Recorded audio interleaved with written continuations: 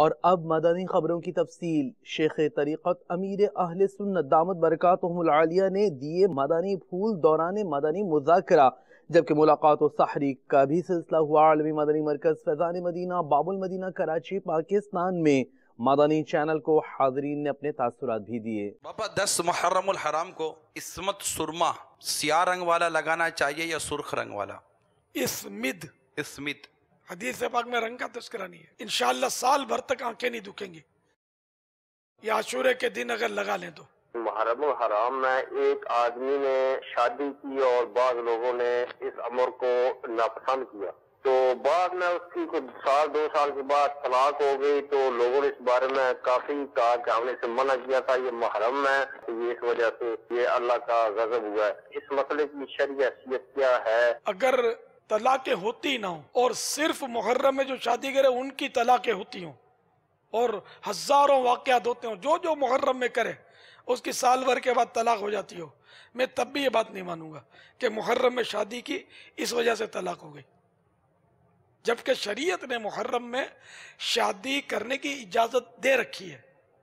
تو اب وہ طلاق تو ویسے بھی ہوتی ہی رہتی ہے، روز ہزاروں طلاقیں ہوتی ہیں، تو انہوں نے کون سی محرم میں شادی کی ہوتی ہے؟ تو یہ بالکل غلط بات ہے۔ دعوت میں جو نہ جائے اسے اپنے لیے کھانا منگانا کیسا؟ اگر بے تکلفی ہے ایسی، کسی دوست سے یا گھر کا ایسا ماحول ہے اور اگر منگوا لیا تو جائز ہے، اور اگر ایسا نہیں ہے، کسی نے شادی کی دعوت دی تو آپ نے بولا کہ مجھے بھیجنا تھا، چکن فرائی بھی ساتھ میں بھیجنا، اور جو آئٹم ہے سب بھیجنا میرے کو، تو ظاہر ہے کہ یہ تو جائز نہیں ہوگا نا۔ تو سوال ذلت ہے، باتیں بنیں گی، غیبت کا دروازہ کھلے گا۔ اور اگر واقعی ان سے بھی ایسے تعلقات ہیں کہ اگر بولو دیکھ بھیج دو تو وہ 2 دیکھیں بھجوا دے، ایسا دوست ہے تو اس سے مانگنے میں حرج نہیں ہے۔ محمد سید الکونین والثقلین، محمد سید الکونین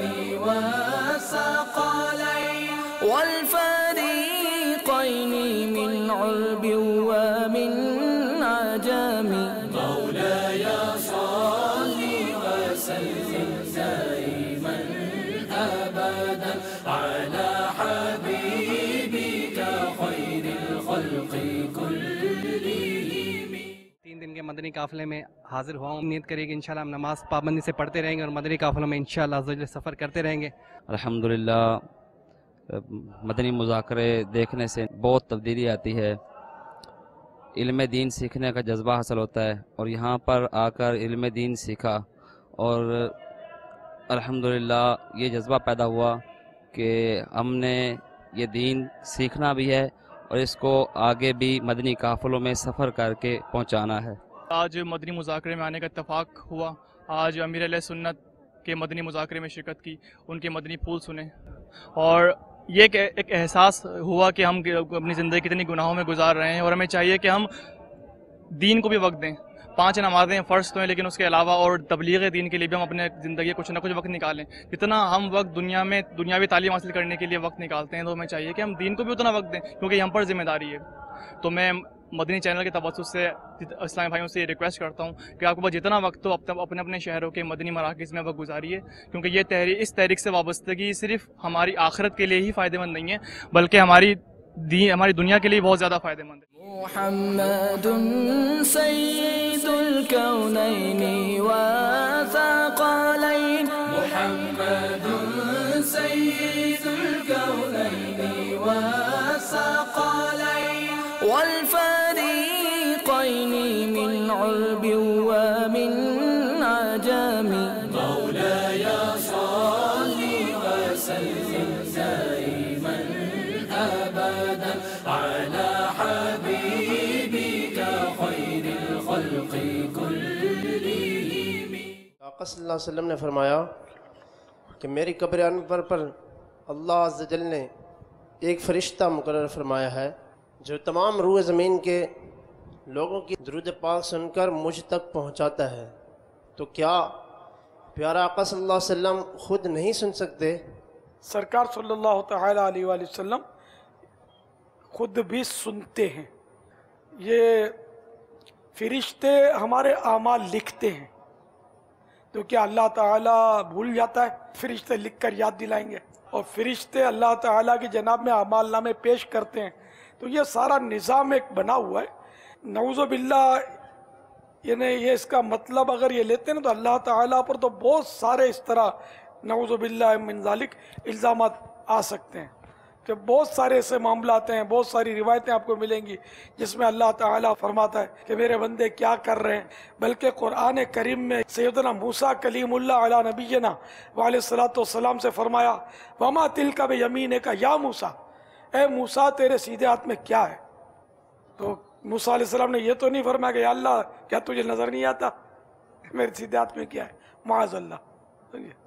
تو اب یہ کہ اللہ تعالیٰ کو سیدھا ہاتھ نظر آ رہا ہے اور یہ نظر نہیں آ رہا کہ سیدھے ہاتھ میں کیا ہے، تو اس کی حکمتیں ہوتی ہیں. تو اسی طرح ایک شاہی دربار کے آداب ہوتے ہیں کہ وہ شاہی دربار میں خدام جو ہیں وہ مطلب وہ پیش کرتے ہیں سب. تو میرے آقا صلی اللہ تعالی علیہ وآلہ وسلم سب سے اعلم ہیں، یہ ہمیں یہ ایمان رکھنا چاہیے اور ضروری ہے. سب سے زیادہ علم میرے آقا صلی اللہ تعالی علیہ وآلہ وسلم کے پاس ہے. یعنی سرکار صلی اللہ تعالی علیہ وآلہ وسلم کے علم شریف اور مخلوق کے علم شریف کی مثال روح البیان میں یہ دی گئی ہے کہ ایک سمندر ہے، ایک سمندر کے کنارے ایک چڑیا بیٹھی ہے اور وہ چونچ ڈالتی ہے. چونچ میں جو بوند آتی ہے نا پانی کی، تو یہ سمندر جو ہے یہ علم مصطفیٰ ہے، اور یہ چونچ میں جو بوند آئی نا یہ ساری مخلوق کا علم ہے. یہ مثال دی، اتنا وسیع علم ہے میرے آقا صلی اللہ تعالی علیہ وآلہ وسلم کا. آداب ہے سرکار کی مطلب بارگاہ کے کہ وہ پیش کرتا ہے، ورنہ ایسی روایتیں موجود ہیں کہ پیارے آقا صلی اللہ تعالی علیہ وآلہ وسلم خود بھی سنتے ہیں